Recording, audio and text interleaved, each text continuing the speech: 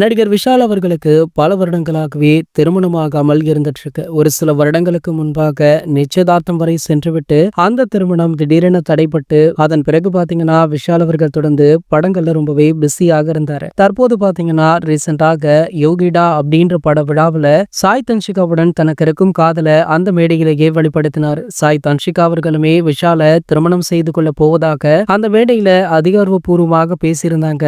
அது மட்டும் இல்லாம இவங்களுடைய திருமண தேதி ஆகஸ்ட் 28ஆம் தேதி, அதாவது விஷாலுடைய பிறந்தநாள் அன்று அப்படின்னு அந்த மேடையில வாக்குமே கொடுத்திருந்தாங்க. இதனடுத்து பாத்தீங்கன்னா ஆகஸ்ட் 28 எதிர்நோக்கி ரசிகர்களுமே ஆவலுடன் வெயிட் பண்ணிட்டு இருந்தாங்க. இந்த நிலையில பாத்தீங்கன்னா திடீரென ஆகஸ்ட் 28 திருமணம் இல்ல, திருமணம் தள்ளி போகுது அப்படின்னு விஷால் வந்து மழுப்பலான ஒரு பதில் ஒன்று சொன்னாரு.